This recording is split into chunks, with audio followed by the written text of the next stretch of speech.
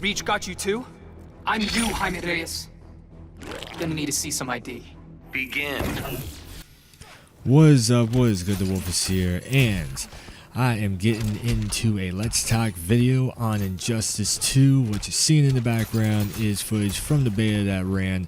It is all online footage because that was the only thing that was available in the beta, but we got a very, very good look, in-depth look into how the game is going to run, how it's going to feel, how it's going to look, and how it's going to control. And also how the online, net coding and all that stuff was going to operate. So this is going to be probably about just three videos just talking about all the information on everything. So let's get into this one. So right off the bat, I want to get into the control system. Now, control system was very similar to the first game, but this time, of course, the game controls are a lot smoother and the combos feel way more fluid because of it. Similar to how MKX felt, but way smoother, kind of like how MKX was smoother gameplay compared to MK9, where MK9 was a little more like, it was a little bit hard to do combos, and the gameplay just felt a lot more robotic and everything.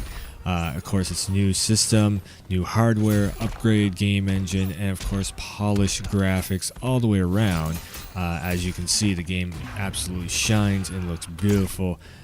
So this game is really made for the newer systems, the Xbox One, PS4, and hopefully by the time Injustice 2 finally gets released May 16th, it will be optimized for also Xbox One S and PS4 Pro.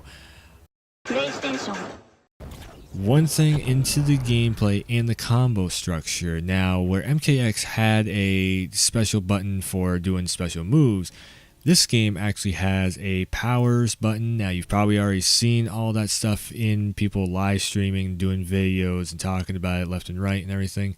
But what is really cool and what is becoming more and more of a thing in the game as they're showing off in the Watchtower Twitch streams is that characters have multiple kind of move sets based off from their special abilities. So when you customize, because there's so much customization in the game in between gear sets and sometimes moves and special abilities that you can do, it really twists up the whole gameplay of the character and creates for some very epic battles, and a lot of times stuff that you have not seen before. Even if you've played the same match, like this Black Canary match, I played it probably over 100 times in the beta alone, and every time somebody would try and bring a combo to the table, if they had that new special move, special ability, it really changed up the gameplay of how you have to go into attacking against the combos that they're trying to bring out. So it was really, really cool just seeing all that come together. And once again, as I said, the graphics. Now, of course, from the reveal trailers and everything, we have seen facial animations be updated. We've seen a lot more, stage transitions, as you're seeing right now. You're seeing a lot of, just different stuff being shown off and being implemented into the game left and right. Every time they turn around, we're seeing upgrades and everything. Now, of course, the way games are updated and everything and upgraded, as you could kind of say, for graphics wise, we will see even more of that happening as the game gets near release and after the game gets released and everything. So a lot of what we've been seeing, even in the beta, in the Watchtower streams and everything, is of course work in progress. This was just an online beta just to make sure that the netcoding was working right, but everybody absolutely just was really falling in love, I think, with the gameplay. It was a pretty big hit on Twitch. There's been a lot of people on YouTube doing a lot of content on it and everything. So as I said, though, it is a beta, so everything is really a work in progress, and we're seeing the work in progress on the fly.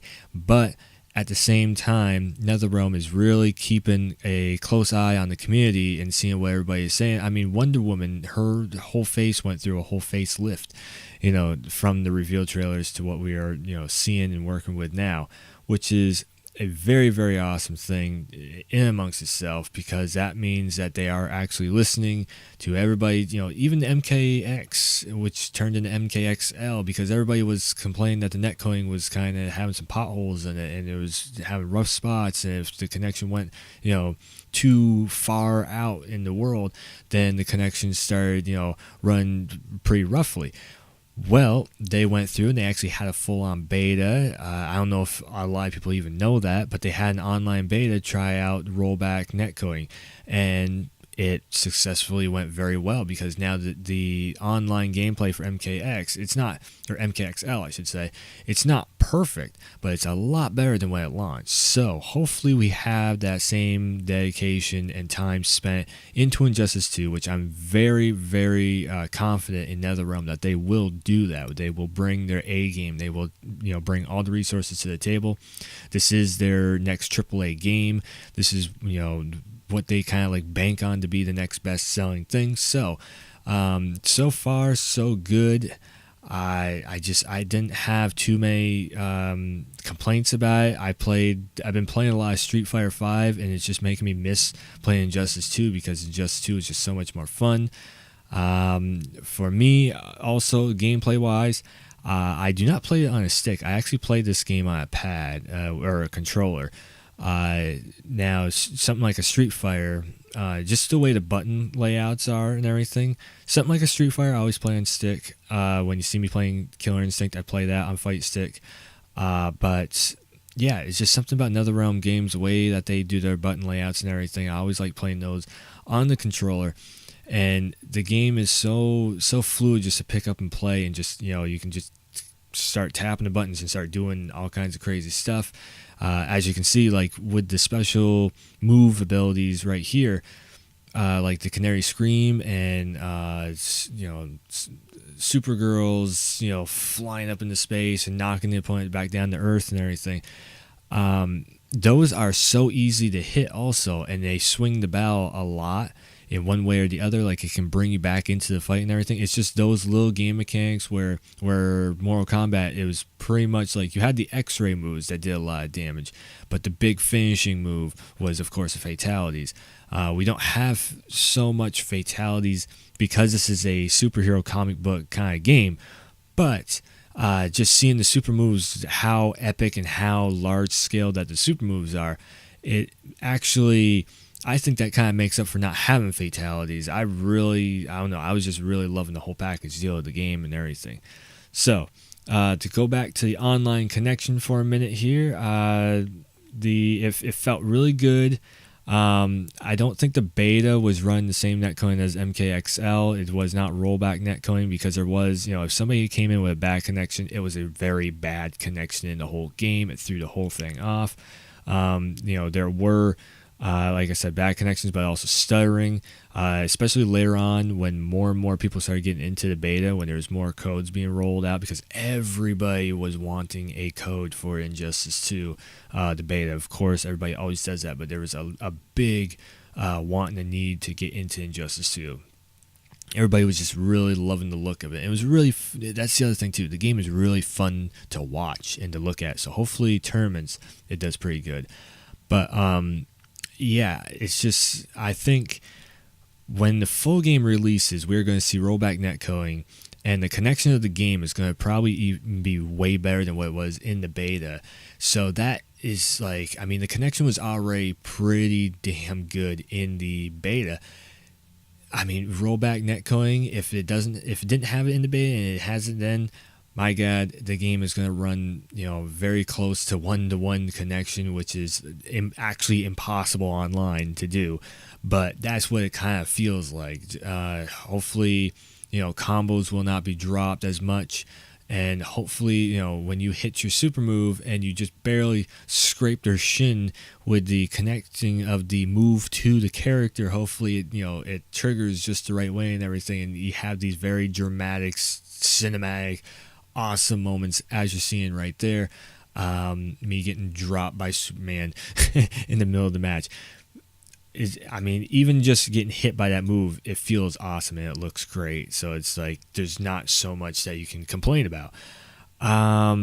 So what I'm actually looking forward to the most now, every time a new character came out on the beta, so when Blue Beetle came out, I was like, oh, this is, it just made the game fresh and fun and everything. When Black Canary came out, same thing. And then Black Canary I had probably the most fun in the game with. So it was like every time a new character dropped and I started learning a new character, I was having even more fun with it. And I feel like, I don't know, like maybe when the whole roster's out, everybody's just going to figure out the characters really quickly and that's what it's going to be. But I think I'm going to go one character at a time, get good at one character at a time. I'm going to try and, span the game out as long as I possibly can because I just really do love the NetherRealm games. And this game is so much, it's so competitive and so much fun.